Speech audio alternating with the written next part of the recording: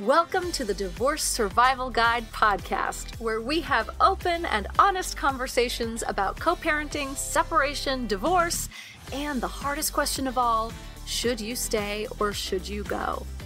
I'm Kate Anthony, your divorce survival guide, and I'm here to help you navigate some of the roughest waters you've ever swum in and answer some of your toughest questions. I've been to hell and back, and now it's my mission in life to help you get to the other side of this process with your sanity and your heart intact.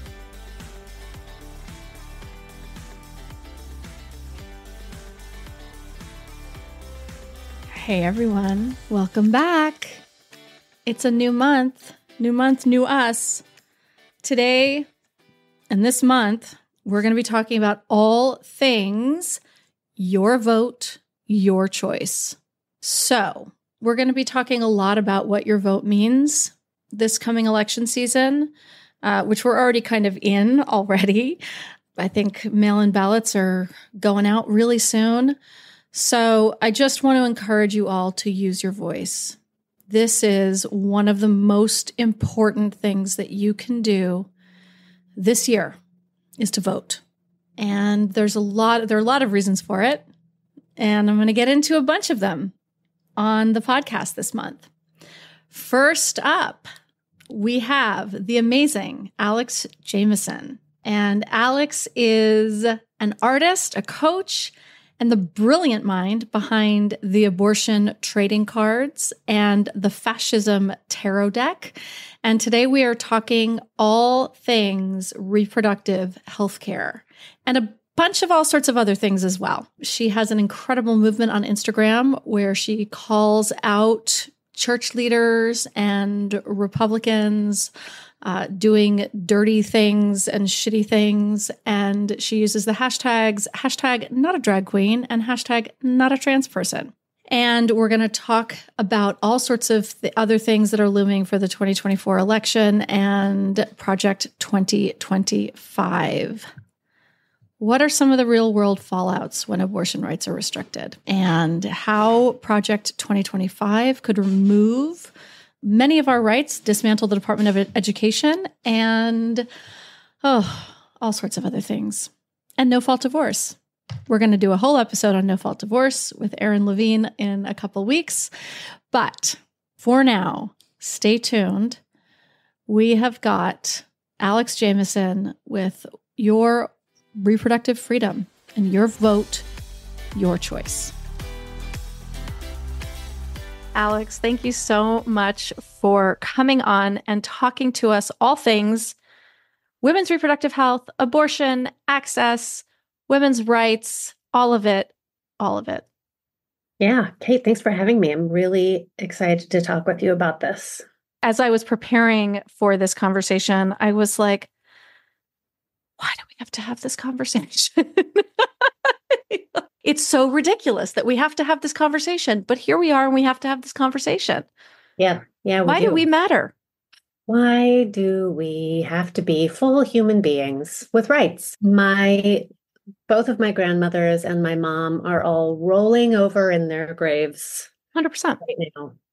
They would be as outraged and as active as I am currently about it. Right.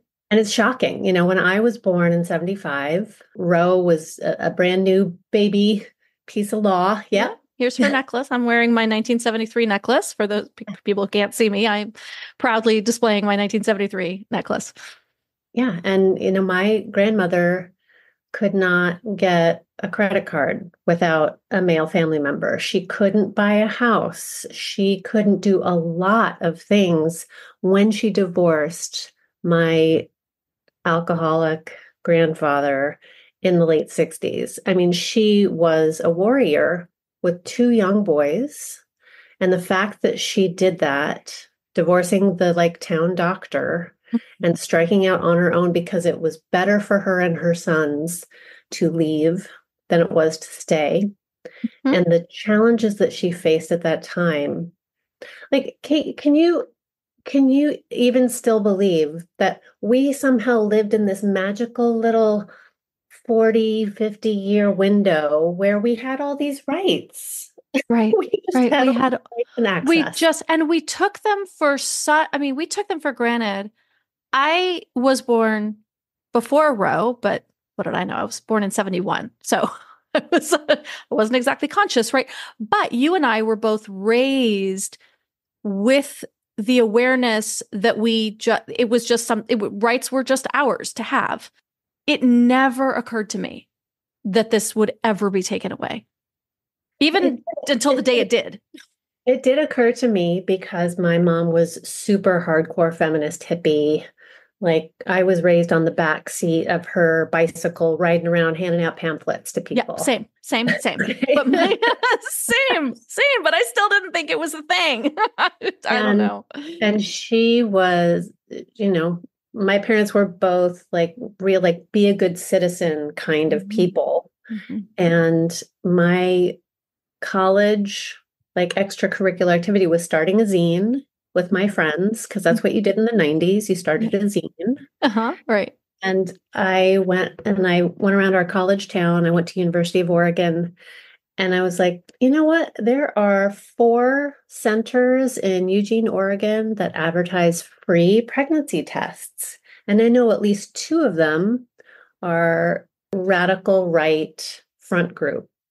Now we would call them crisis pregnancy centers. And I went to all of them. So I was 19? I went to all of them and said, hey, I think I might be pregnant, to see what the experience was like at each clinic.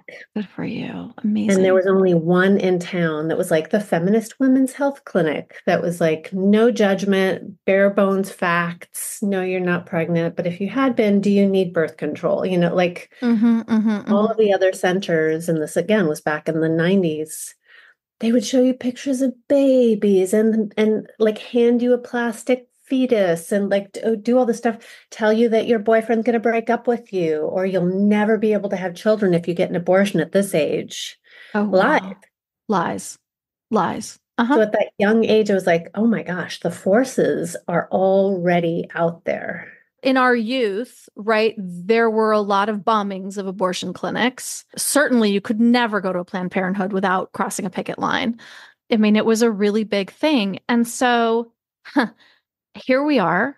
Roe was overturned, and we now have fewer rights than our parents and our grandparents did. And the thing to me that's so shocking is that, look, it's not just Roe, right? It's not just Roe. That's the beginning. That's the beginning. That's the beginning. They want to overturn no-fault divorce. So, if they get their way, it's going to be harder for them to do that, I think, than this. But it's what they want. It starts with the states, right? Before it becomes federal. And look what's happening this week in Missouri, in Florida. The state attorneys general in those states are saying, no, actually that, pro-choice ballot that is on deck to be voted on by the public, that activists have gotten tens, if not hundreds of thousands of signatures to put this up, to enshrine it in our state constitution. No, we don't like it. Like, we're not actually going to let you do this. So when the right says we want to kick it back to the states, that's BS. Do not believe them. Look at what they do, not what they say. They are absolutely they are tearing down every democratic venue to enshrine abortion in the states as well. So it's not just a national issue. Right. They're saying that they want to kick it back to the states. And then when it does get kicked to the states, then they employ all of their obstructionist tools, machinations, in order to actually stop that too. There's an amazing book called The Turnaway Study, and it's kind of a meta study, and they go out and they interview tons of women who, for whatever reasons, because of stricter abortion limits in different states, they interview women who couldn't get an abortion, sought out an abortion, and this was before Roe was overturned. Yeah. They sought it out, they couldn't get it, and what impact did that have on their life? It had massive impacts on women's lives. Mood issues, financial issues, relationship issues, right? When we talk about no-fault divorce and we talk about abortion, when that overturned, I immediately said to my husband, more women are going to be murdered by their partners. 100%. when abortion isn't legal, because partner violence happens when there's an unwanted pregnancy and a man doesn't want to deal with it. He will literally murder his pregnant partner. And that's the number one cause of death for pregnant people in America. It's partner violence. Yeah. I don't love to scare people. I'm not, but I'm so outraged. Listen, this is the reality. It is Yeah. scary. It is a terrifying time. And listen, this is why I'm doing this series on the show this month, because we have to know the facts and we have to know how scary it is. And we have to understand that, this isn't about other people. This isn't about other women. This isn't about, right, access to abortion and women's reproductive health care matters to everyone of any social demographic, any economic demographic, all of it. Yeah. But lack of access actually can impact those more marginalized far, far worse. And as you said, as a good citizen, like that should matter to all of us. Because we have to, right, this is like what it is to be a citizen. It is to protect the rights of the most marginalized among us. And if we don't, who are we as a people? Who are we? What do we really stand for? I have an old friend who is probably my most conservative, close friend. And she has been incredibly successful in corporate America. And she's very smart.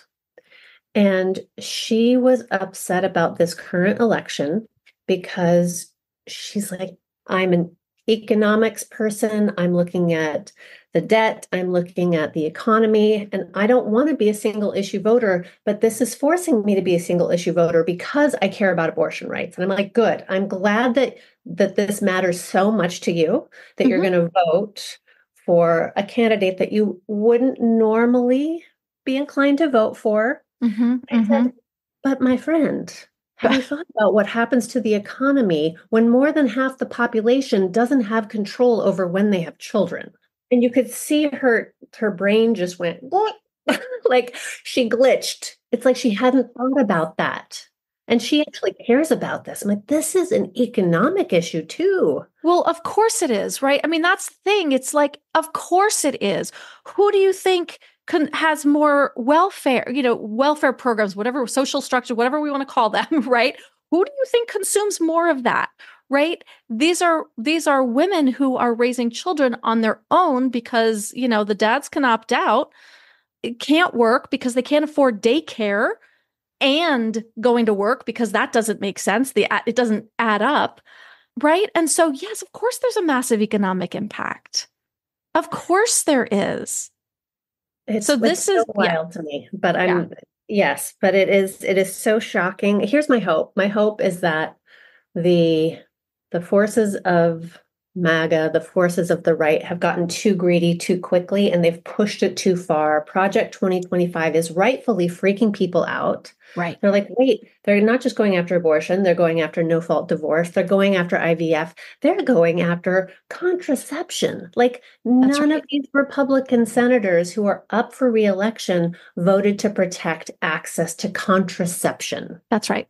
That's right. Let's be clear that this was actually up for a vote recently, and Republicans voted against a woman's right to have access to contraception. So they want us pregnant. They want us to have babies, carry babies to term, by the way, whether they're viable or not. Then once we have them, they actually also don't want to give us any social safety nets.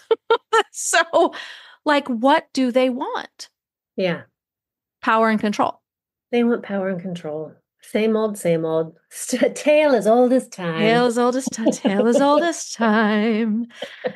I want to add, so we were talking about how restricting access to abortion sort of it does disproportionately affect women's economic security, education, and our overall well-being.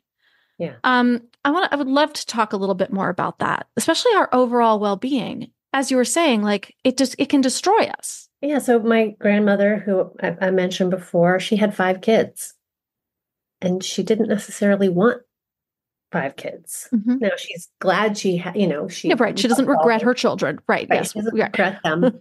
But she's like, yeah, I wish I had had more family planning options. Mm-hmm. But it was the 50s and 60s. Didn't have those options. She had a lot of mental health challenges because of the stress of being married to an abusive alcoholic, having 5 kids, not being able to have financial independence, not being able to, like, leaving was so challenging.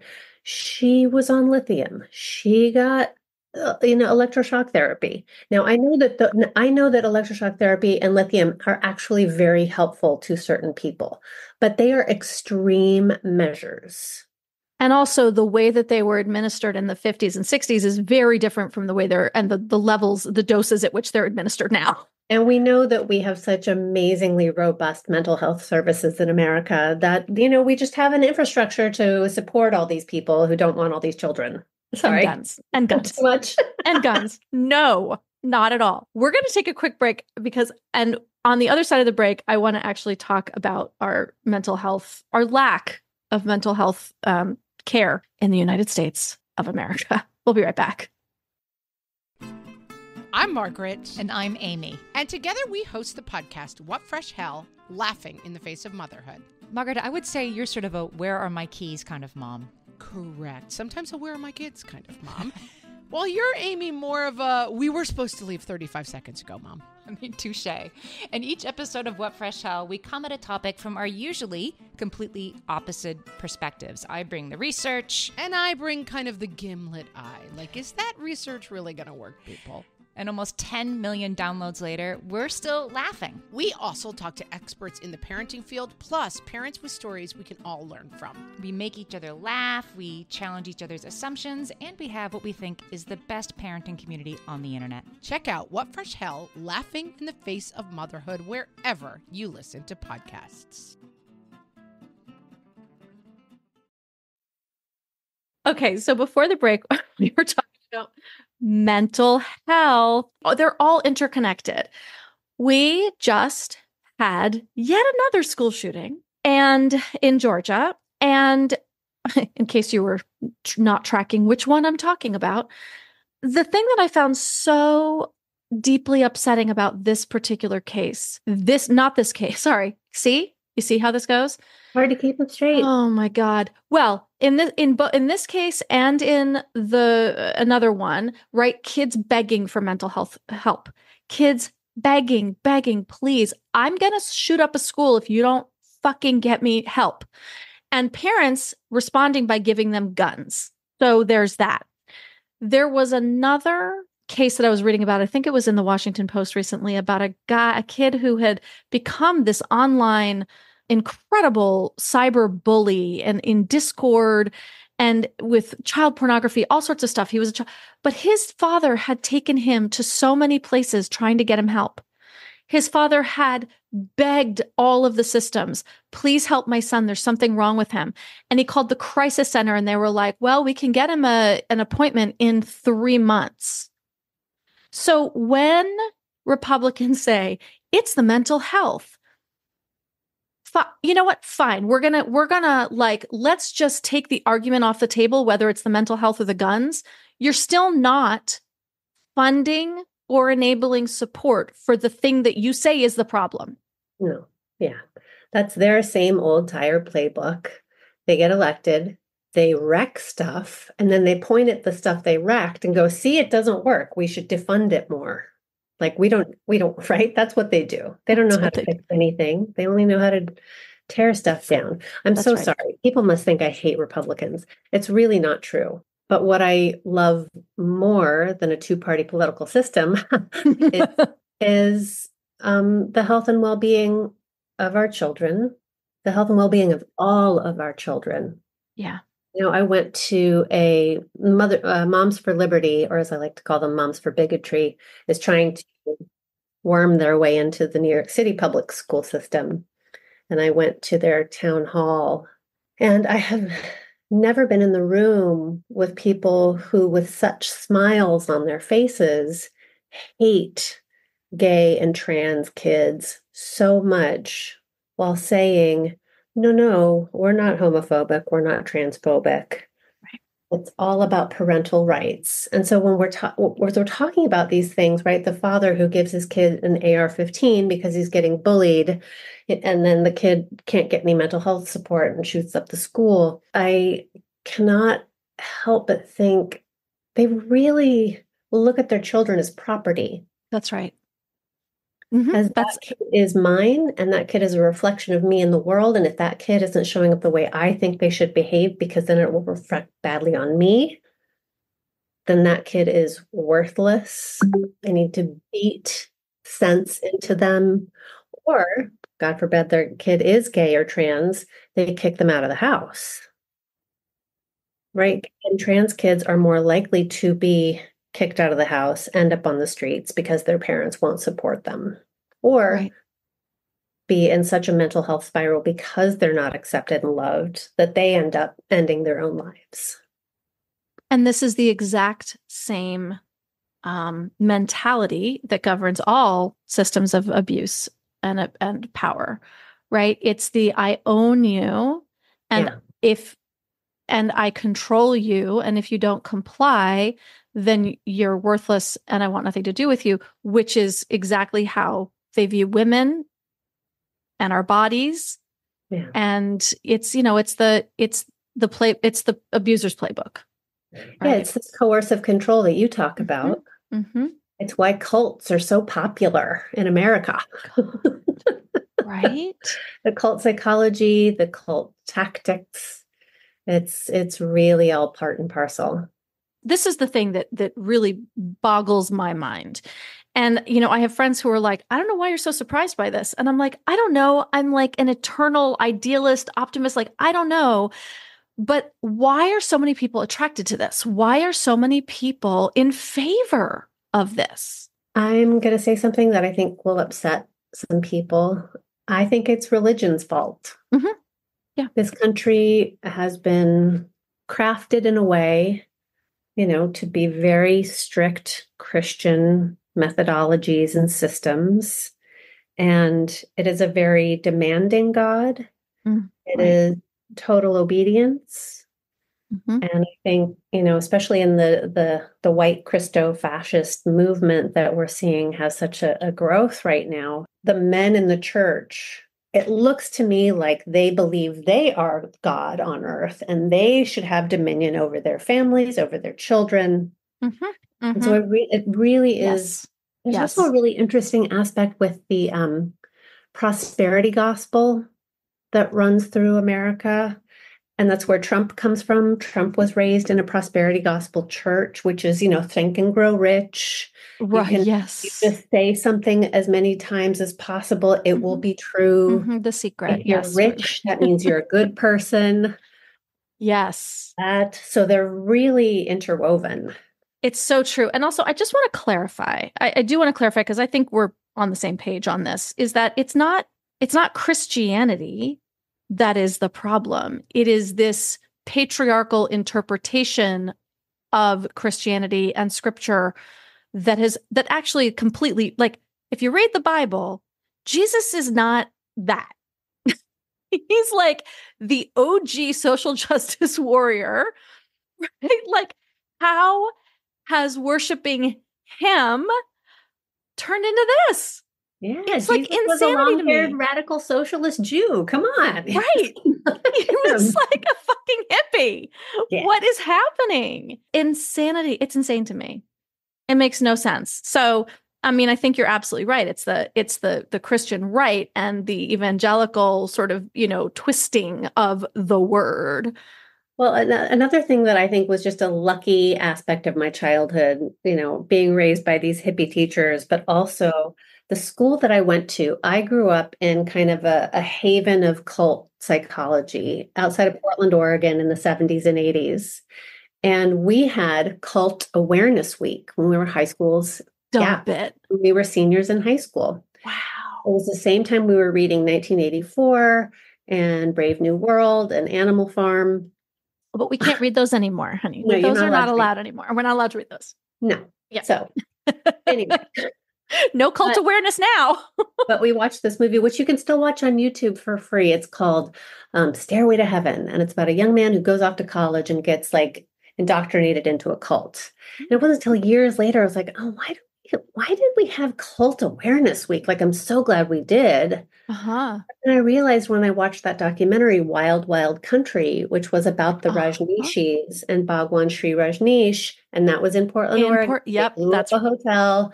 Oh, he rebranded himself as Osho. So if you ever see an Osho quote out there, like, nope, that's a cult leader. Oh, wow. I'm not sure I knew that, but that documentary, wow. But that documentary, one of the things that it did was, in the beginning of that show, you're like, fuck yeah, I want to join that. That's amazing. They're having so much fun. They're dancing naked in caves. Like, how great is this? There's all this freedom and expression and intimacy and right? Yeah, and love and acceptance. That's the fun outer layer. That's what all cults have, a fun outer layer. Uh-huh. Yeah. Jim Jones had that. Yeah. Right? I mean, he started out as being like the first inclusive church. Yep. Right? I mean, you do amazing things over on your Instagram. Speaking of sort of church and indoctrination, you have a series that you do, hashtag not a drag queen and hashtag not a trans person, in which you out the hypocrisy of these people, right? Because these cult leaders, these church leaders, whoever, right?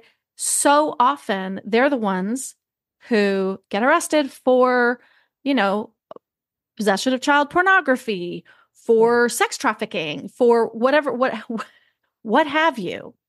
Yeah. Yeah. So almost every week, I did have to take a couple weeks off because honestly, like researching these stories really gets to me. It's really hard, even just reading the headline and the basic, like the barest minimum facts to write these stories is really gut wrenching. But almost every week I do a quick lineup. It's less than a minute long of here's another cop who was caught abusing a child, not a drag queen. Here's another clergy person caught usually abusing a child. It's a lot of child abuse. It's a lot of child sexual material that they find, etc. And it's just to point out, look, I know any adult can do harm.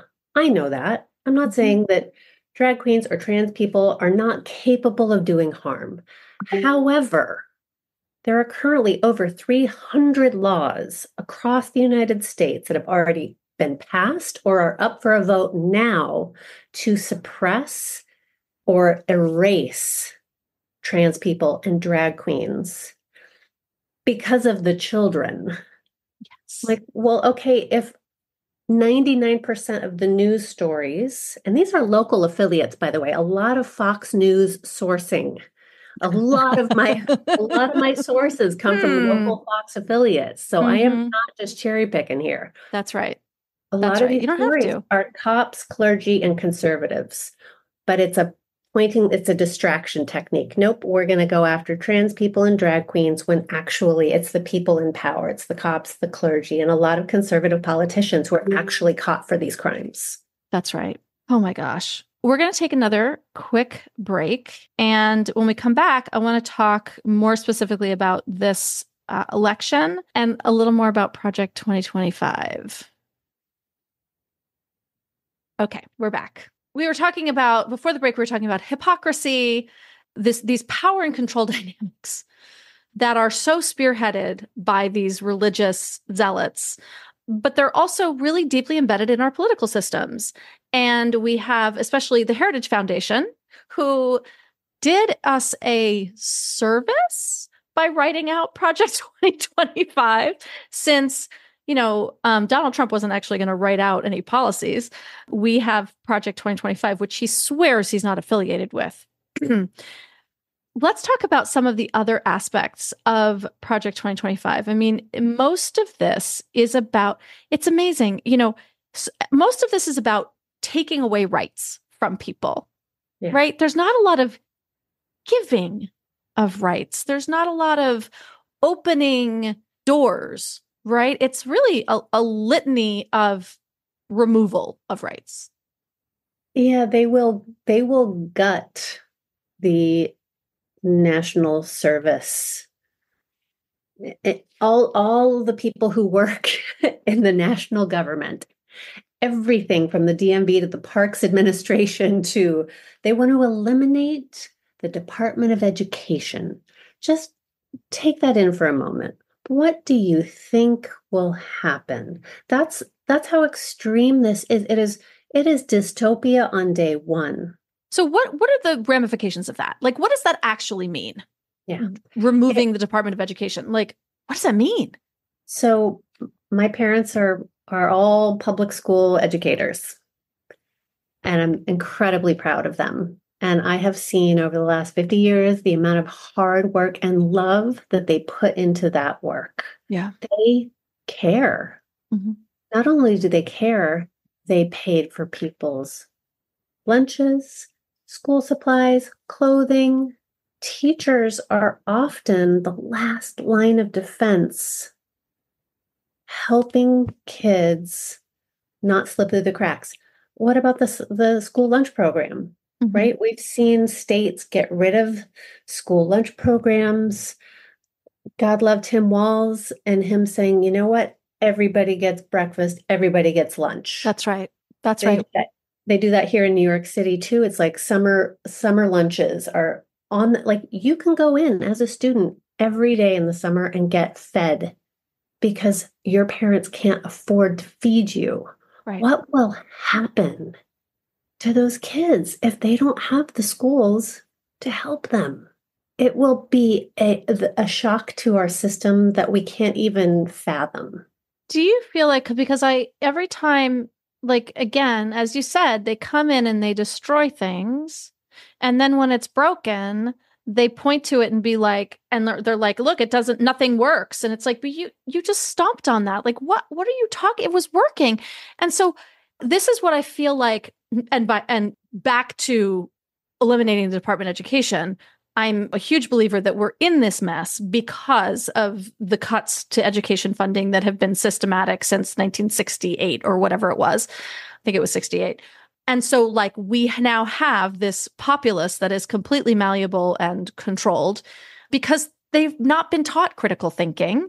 They've not been educated in any way. And so when it gets worse and things are broken, like, what are people going to think? They're not going to be educated. And I'm not going to say they're not smart enough, but they're not educated enough, right? Because Well, also to go back to the late 60s, when they started to dismantle and defund the education system, it was because of racism. They didn't want to integrate the schools. They wanted to pull their white students out and go to the suburbs, which a lot of them did, right? White flight in the late 60s, early 70s, and that defunded those local inner city school systems. And so a lot of it really goes back to racism. Like, we don't like the federal government because a lot of Black and brown people work there. We don't like the public education system because it's supporting the Black and brown people that we have tried so hard to suppress. Classism, racism, sexism. Those three things are, man, we got some work to do, America. We got so much work to do. We have so much work to do. We came here to talk about women's reproductive rights, but here we are. But it's all connected. It's all connected. So listen, I hope you're listening, not just because if you're like walking down the street right now and you're fist pumping, then like, I love you and I'm so glad you're here. But if you're listening to this and you're like, that's not my belief system, or this goes against my values, or I am part of a church that I really strongly value and it feels conflicting. I feel conflicted. What can we say right now to help women understand the importance of this moment? I made something called the abortion trading cards. They're amazing and beautiful. The tongue-in-cheek title, but it's a set of, it's like an old deck of playing cards that you discover 50 years in the future in your grandmother's chest up in the attic. Mm. And it's a deck of cards that have been hand painted and collaged and altered. And on the back of each card is reproductive health information. There's anatomy. There's abortifacient herbs that have been used for hundreds, thousands of years by midwives and wise women around the world to help women have some control over their reproductive health and whether or not they want to have a child at this moment. It also has, it has a whole bunch of, it has abortion history as well. For instance, there's Benjamin Franklin's abortion recipe that he published in the 1730s. No.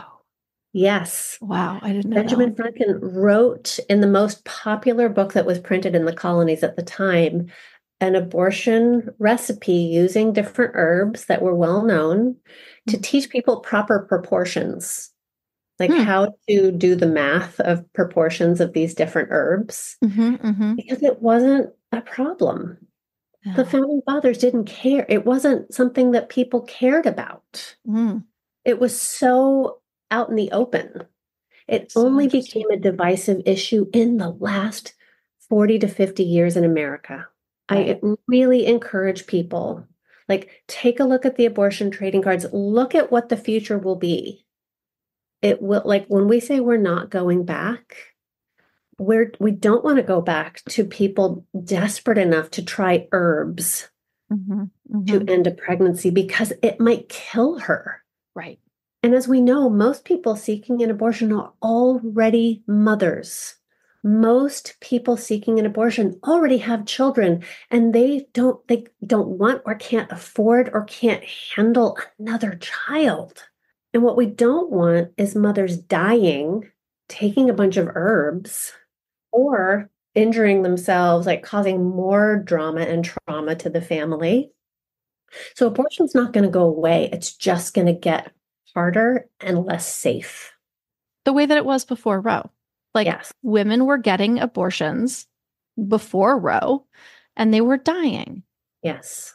We always come back to, well, the founding fathers, and their intentions and the Constitution and all of, right? It's like, oh no, the founding fathers were actually writing recipes for abortions. Yes. So what do you think about that? Yes. Right? Like, actually, they were doing it, actually. And probably a lot because they were impregnating slaves. And thank you. That was the next sentence out of my mouth. They were either writing abortion recipes or keeping young women against their will because they were Black and they could own them. Also, classism, sexism, racism entwined. Ta-da! Yeah. Oh my gosh. All right. So this is why this matters, right? This is why this matters. And frankly, I think this is why it's not just okay, but I think important for this, if this is your single issue to vote on, it should be. It should be. And if you're a mother of a daughter, holy shit, right? Because this is the legacy. This is what we're leaving our children. You and I have boys, right? And if my son were to get someone pregnant who wanted to have an abortion, I would want to make sure that that was possible for them for all the reasons. But this is what we're leaving our daughters. It was so interesting. So my son's 17, his girlfriend, we all went out to dinner last night. And I was talking with them about the cards because they see it. They see my Instagram sometimes. And my son said, "Oh, Mom, one of my friends sent me one of your Instagram reels again, saying, 'Is this your mom?'" And he's like, proud of it now. Yeah. But a few years ago, I've been this out and loud political my whole life. He's so used to this at this point. Yeah. But he's like, "Well, Mom, I don't think people should kill babies." And I was like, you know what? I agree. They shouldn't. In my opinion, and in the opinion of a vast majority, 99% of OBGYNs, it is not a baby. That's right. And I showed him a picture. And here's the other interesting thing is that, again, the right, the conservative movement has kind of dominated the visual story of abortion for a very long time. They hold up posters, It's a baby. In a right? meat grinder. I mean, I grew up walking down the streets of New York City, and they were like had a baby in a meat grinder. It was Yes. horrifying and traumatizing. That does not happen. That has never happened. That's infanticide. Yeah. That is not abortion. And so I That's showed him a picture. I said, here's a picture of an actual Petri dish. And I said, look at what that is. And he's like, is that a sneeze? And I said, like, yeah, it just looks like a cloudy little bit of a sneeze and on a slide. I was like, that's what most abortions look like. It's a little cloud of cells, and that's it. Mm-hmm. And that's if women had access, that's as simple and as safe as it would be. And when we put limits on it, it gets more dangerous for everyone. And I said, look, anyone who's having an abortion after this stage, most people want that baby so badly. Mm-hmm. They have names, they have decorated the nursery. This is not an easy decision for like people later on in a pregnancy. This is life or death now. It's her life that's on the line. Something horrible has happened. Doesn't she deserve to make that choice with her partner or for her family? And I just remember the look in his face like, oh, yeah. Like that visual story, even a kid growing up with a super feminist artist, hippie mom, he had absorbed that messaging. Right. Yes, of course. So interesting. Well, listen, when they say, they're killing babies after birth, it's like, what? They're doing what? When? Where? Show me any instance, example, news story, documentation. When has that happened? Right. That's right. It doesn't happen. It doesn't happen. Nor are we transitioning children at school. You're not sending your child to school and they're coming home a different gender. That's not happening. No, we're not. I don't mean to laugh, but like, it's preposterous. It's preposterous. So this matters. And if it is your single issue, right? If you really do believe that this matters, and I do urge people to do, of course, we can't use this word anymore. Do your research, but like actually do some research, right? Where can people learn about what this really is and what it really means if they're really curious and interested in shifting? Yeah, so there's a couple of sources. One I mentioned already, and that's the Turnaway study. Very well documented. They've done a ton of press. Like this is a very sober look at what happens to women who are turned away and cannot get the abortion care that they've been seeking. And the other is, so the abortion trading cards are actually a fundraiser. We're raising money for the Brigid Alliance, BRIGID, the Brigid Alliance, which was named after St. Brigid, the first Irish saint who her miracle was performing an abortion. Oh my God. Patron saint of abortions. Stop it. Catholics? Wait, stop. Yes. Hold the presses. Yes. The Catholics have a patron saint of abortion. And most of them don't even know it. I was in Ireland for a month last year, and the family I was staying with in Galway was like, oh, it's St. Bridget's Day. It's now a bank holiday. I was like, oh, did you know that St. Bridget is the patron saint of abortions? And there was like record scratch. What? Oh my God. Yeah. It's so beautiful. Yeah. It's so beautiful. Right? The irony is just like, here it is.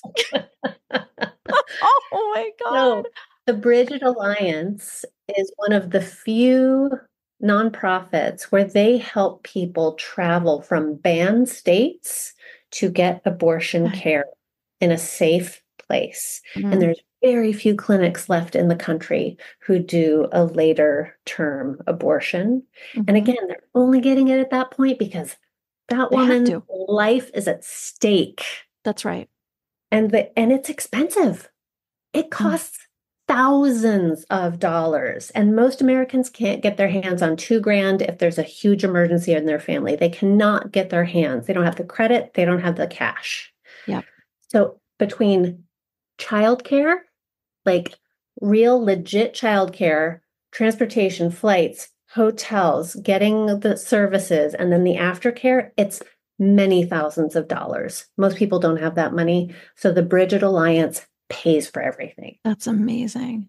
That's amazing. And so your trading cards are a fundraiser to support the Bridget Alliance. Yes. So everybody go and get some trading cards.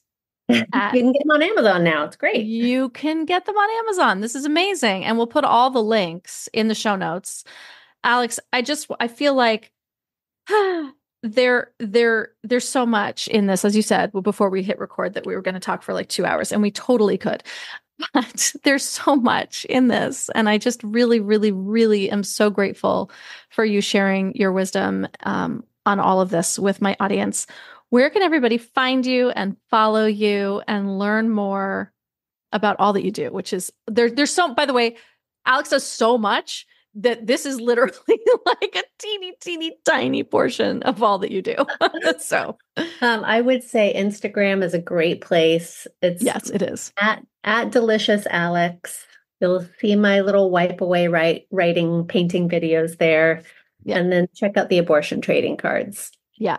Everything on Alex's Instagram is brilliant and amazing and also entertaining to watch. So it's not just like, oh God, it's hard information. It's like hard information delivered in artistic, interesting ways. So we call that edutainment. Edutainment. I love it. I love it. Alex, thank you so, so much for coming on. I really appreciate it. I really appreciate you. I appreciate the show. I appreciate your passion and focus on this. Like, we need you. Thank you for standing up for this and for all the people who come to you for support. I really appreciate you. Oh, thank you so much. That means so, so much. Thanks for tuning in to another episode of the Divorce Survival Guide podcast. If you like what you hear, head on over to Apple Podcasts or wherever you listen in and leave me a review.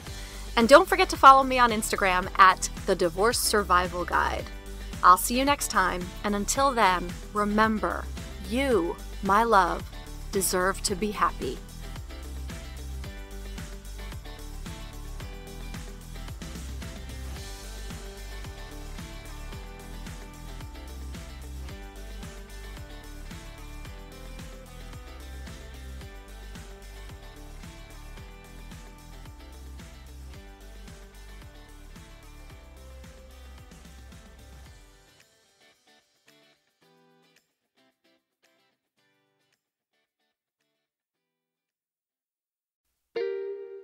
Are you a parent in need of a laugh and a little escape?